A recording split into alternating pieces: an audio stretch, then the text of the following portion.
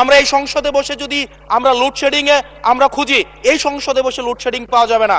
এই সংসদে বসে এসি রুমে বসে এসি গাড়িতে চলে মিনিস্ট্রির এসিতে বসে বাসার মধ্যে 24/7 আনইন্টারাপ্টেড ইলেকট্রিসিটির মধ্যে থেকে জনগণের সমস্যা বোঝা যায় না।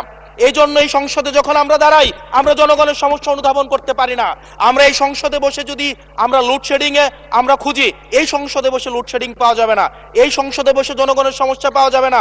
এই সংসদে বসে সবকিছুকেই মাননীয় স্পিকার, আমরা যে এই বাংলাদেশের সবচেয়ে সুবিধাভোগী মানুষের মধ্যে এই সংসদে যারা বসে আছি, বাংলাদেশের সবচেয়ে ফেসিলিটেড মানুষের মধ্যে আমরা অন্যতম। মাননীয় স্পিকার, আমাদের জনগণের কাছে যেতে হবে।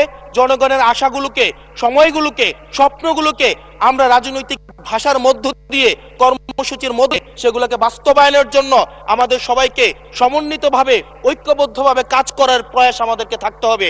আবার যদি আমরা বিভাজনের রাজনীতিতে যাই তাহলে সেখান থেকে বিএনপি বেনিফিটেড হবে না, এনসিপি বেনিফিটেড হবে না, জামাতে ইসলামী বেনিফিটেড হবে না।